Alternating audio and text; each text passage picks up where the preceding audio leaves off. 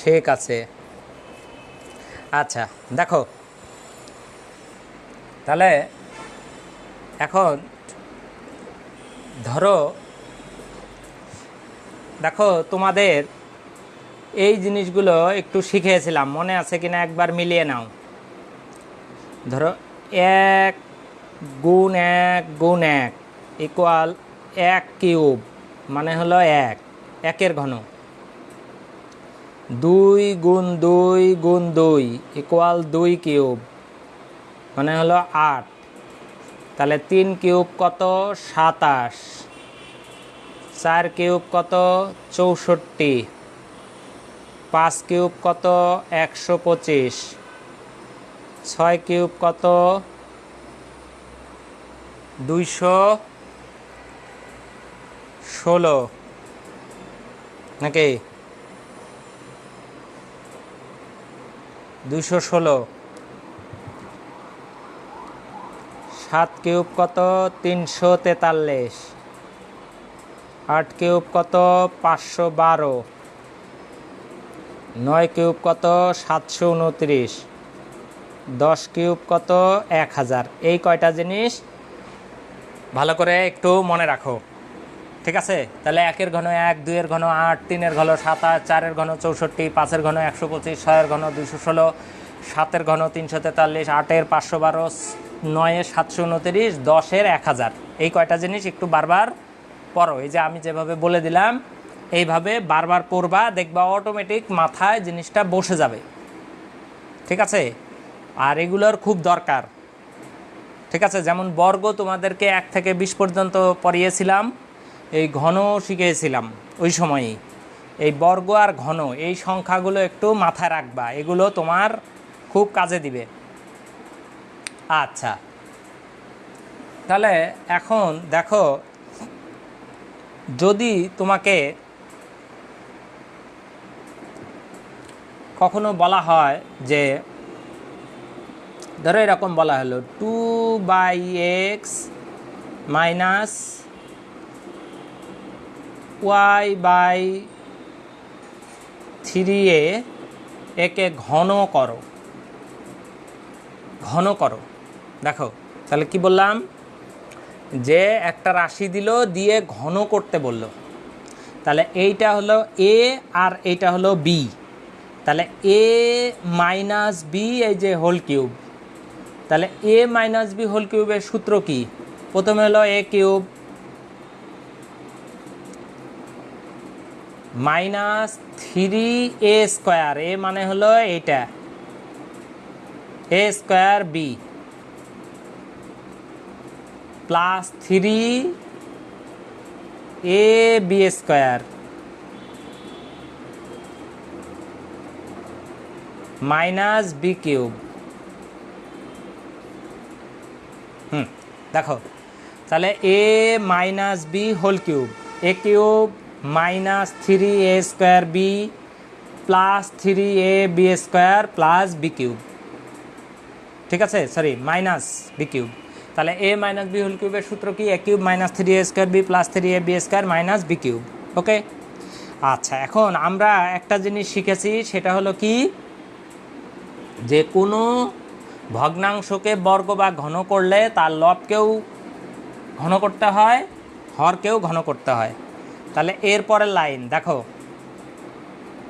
2কে যদি ঘন করি 8 হবে, এক্সকে ঘন করলে এক্স কিউব মাইনাস 3 ইন্টু 2কে যদি বর্গ করি 4, এক্সকে বর্গ করলে x square into y/3a plus 3 2/x, ওয়াইকে বর্গ করলে ওয়াই স্কোয়ার আর 3a-কে বর্গ করলে 9a স্কোয়ার মাইনাস ওয়াইকে ঘন করলে ওয়াই কিউব আর 3a-কে ঘন করলে 27a কিউব। দেখো এই পর্যন্ত বুঝেছ কিনা? ভালো করে খেয়াল করো, প্রত্যেকটা পার্ট খেয়াল করবা, তাহলে যেটা অঙ্ক দিব সেটাই পারবা। তারপরে তোমার দেখবা একটাও আটকাবে না,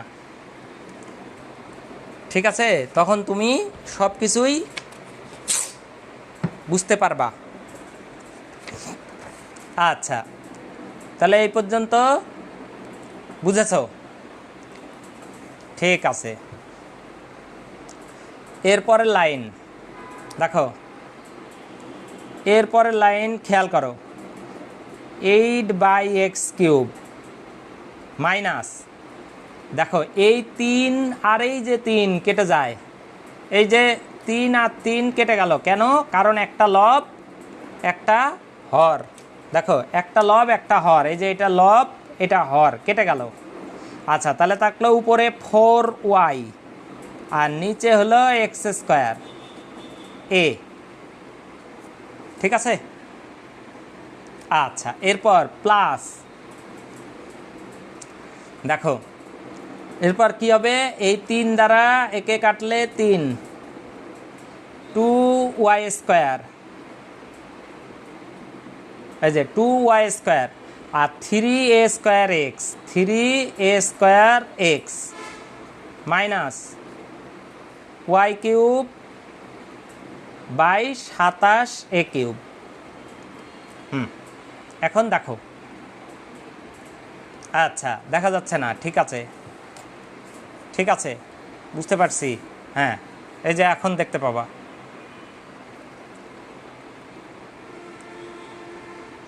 জানাও পারবা কিনা।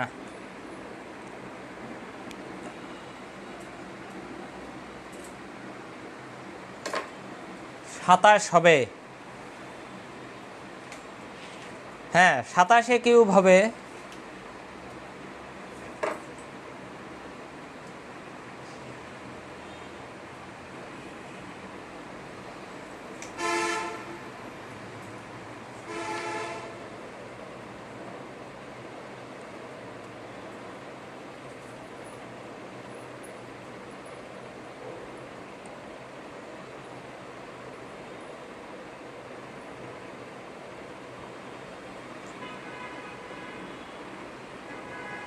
হ্যাঁ হ্যাঁ বলো।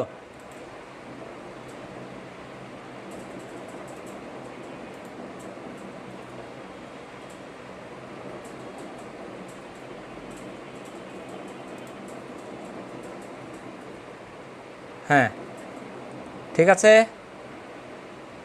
আচ্ছা, তাহলে এখন এরকম লিখতে দিলে পারবা।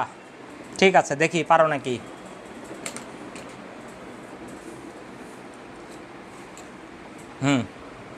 তাহলে করো দেখি একটা। ধরো তোমাদেরকে দেয়া হলো এইরকম 3m মাইনাস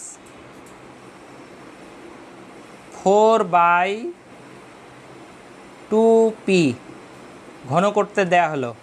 করো, খুব দ্রুত লিখো দেখি।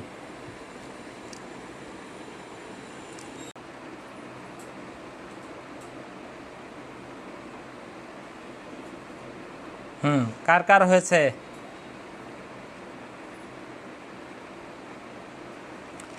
আচ্ছা দেখো, এখানেও এইটা হলো প্রথমটা হলো a, পরেরটা হলো b, a minus b whole cube. একই সূত্র লিখো। তাহলে কি প্রথমে কি হবে, a³ মানে 3m³ মাইনাস 3a² মানে হলো প্রথমটার উপর স্কোয়ার, b মানে হলো এই যে 4/2p প্লাস 3a মানে 3m, b² মানে 4/2p, এই যে এইখানটায় p হতো স্কোয়ার মাইনাস 4/2p³।